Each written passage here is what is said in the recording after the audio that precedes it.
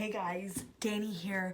Today we are going to do the Wild Unknown Archetypes walkthrough. I'm really excited to kind of go through this deck with you guys, and instead of a typical reading like I usually do at the end of the walkthrough, I'm going to pull a card and read from the guidebook this time. I feel like this deck has a guidebook that is probably one of my faves. I love the way that it's written.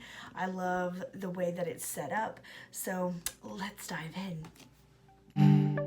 So here we have the Wild Unknown Archetypes deck. This comes in a really big box. It has an overlay that is a little snug. And it shows a few of the cards on the back.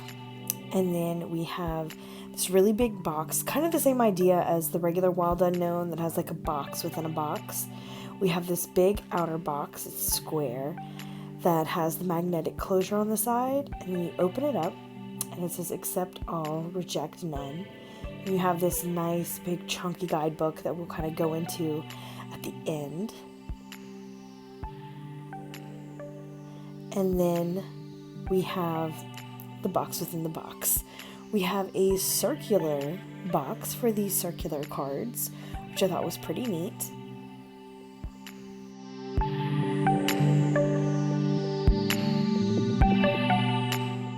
And then you can see that it has the ribbon inside, and these cards fit really snugly in there, which I really like. Like, it's not one that you shake and it kind of like rattles around in there. And then we have the diamond back, which I thought was really cool. And so now on to the flip through. These cards are really unique. There's a mixed media design. There's a lot of kind of black and white images. There's illustrations and clippings from magazines and just all kinds of really unique visuals in this deck, which I really do appreciate. As far as the keywords go, I'll go into it a little further at the end, but everything is kind of split up into different categories, which kind of makes sense. Like some are like the selves, which will be like the mother, the crone, things like that, places and other things. While I feel like there's a lot of intuitive hits that can be had in these cards, I do feel like the guidebook is necessary. And the reason it took me so long to decide whether or not to get this deck was because of that. When it comes to oracles, I usually like to kind of have that free form where I don't really need the guidebook. Whereas this one, I felt like, oh man, I'm going to need it. Every time I pull it out, I'm going to need this guidebook. And while I now really enjoy having the guidebook around, I really thought it was going to be a pain. But the first time I kind of used it without the guidebook, I still was able to get a really good reading from what came up. So it was very surprising. When it comes to readings, I actually use these a lot as kind of like the overall energy of my reading. So I'll pull this before I start, or I'll pull this after, as kind of like what energy do I need to work with in regards to what I'm reading, which to me they serve a great purpose like that. As for doing spreads with just these cards, I have not done that yet. Matter of fact, there's some really good spreads in the guidebook. I just have not done that kind of work with this deck yet, so I am very curious to do that, and I'll definitely keep you guys updated. But all in all, I feel like these cards are a very good tool to add to any spread. I feel like they really do bring something special. So now on to the cardstock. You can see this is a pretty thick deck, and the cardstock is relatively thick. However, it is really easy to shuffle for a circle deck.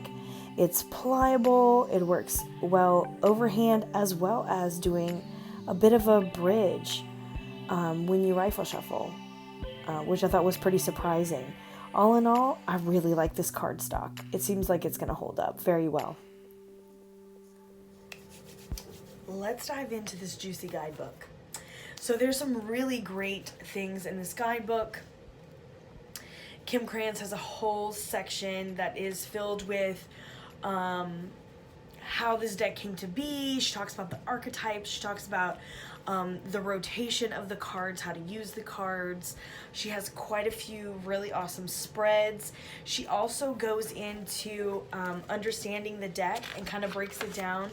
She has all 78 cards kind of broken down into 4 different groups. There is the selves, the places, the tools, and the initiations. So she kind of has them all broken down, and it kind of explains these cards. I've not gone through the whole beginning just yet. I've read half of it, and I've been utilizing the cards. I kind of stopped it. It's time for me to go back and finish reading, but she does a really great job of really telling us how this came to be and what this deck means to her, which I really appreciate. So when it comes to the cards, she has everything set up. Every card has its own page. You can see the card in black and white. She has things coming across the top. She has the name of the card and some keywords. She's got the description. At the bottom, she has when it's in the light, when it's dark, and how to go deeper. So the things that kind of make her think of this card, right? Then on the sides, she has kind of little tidbits that either talks about like the archetype or kind of an idea or a concept that kind of flows in with this archetype card. So I really do love the way this is set up because it gives you something extra. So like I said, we're gonna choose a card and I'm going to read what she has in the guidebook just because I want to show you guys how useful this guidebook is.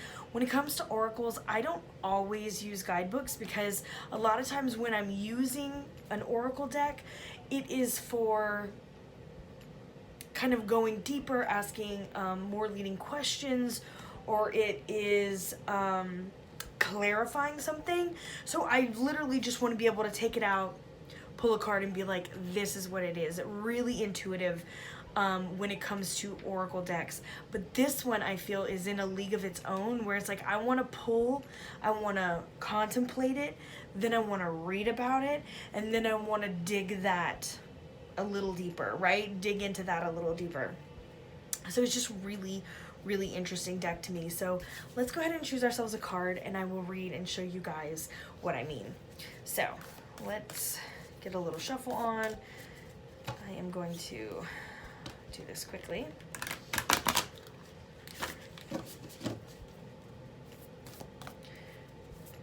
Round decks, y'all. Such a cool idea, but sometimes I feel like I have to shuffle a little more to mix them up better. Anyway, okay, ready. We have the cave, and you can see getting up close, there's like eyes here, almost this like, is it a sun? Is it like the third eye? You have this block, this coming in. It's just so much that you can take from this card just intuitively, and like, I feel like these cards are really good about evoking a certain emotion the second you see it. I think that's a big thing for these cards, because with some of the artwork, I'm like, I appreciate this style, I really love this style, but sometimes you see it and you're like, this looks disjointed. But then when you sit with it, it's like, why does it look disjointed? What is it trying to tell me by being so separate?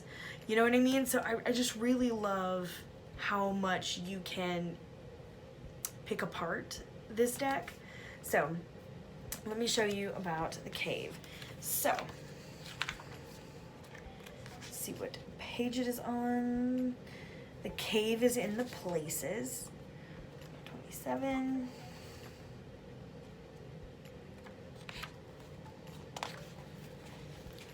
So here we go. The cave. Says the cave. Let's do this. The dark, the portal, the interior.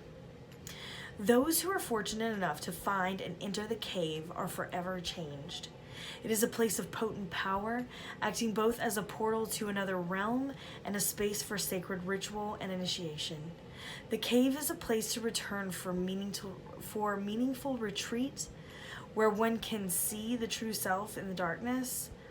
In esoteric teachings, the cave is known to reside in the center of the heart.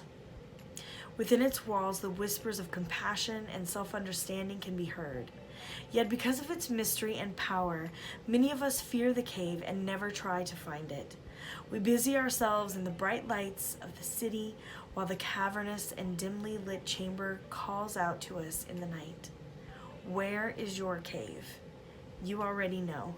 Return to it and tend the fire. So when in light, it can mean the sacred center within. When dark, withdrawal, isolation, and hiding. Go deeper. Lascaux, the Cave of Crystals, and the Blue Grotto. So that's all things that you can look up here, which is what I love kind of the most about this, is it gives you different things to look up. I love that. So on the two sides, we have this back up. Slowly and steadily, crystals of enormous magnitude grow within the dark confines of caves. Let the cave teach you patience. And then on the other side, it says, envision yourself as an old sage in a cave. What amenities do you need? What draws you ever closer to the cave within the cave? So it's so interesting, the questions that it has within there, the little activity to do, how you can go deeper and kind of go into more of this archetype of the cave and what she saw it as. So I just thought that this was just so cool that I had to share the guidebook, especially from a person who is usually like with an oracle deck. I'm like, I don't know if I really need a guidebook. In most cases, unless it's something that means something to the artist or the writer that I might not get by just looking at a keyword. A lot of times, I'm honest, I don't use it much because of the way that I use an oracle personally. But I have to say, this is something quite different, and I am loving this deck. So let me know what you think about this deck. Do you have it? Do you use it? How do you use it? And I will see you guys very soon. I'm sending you all my love. Mwah. Later, Gators.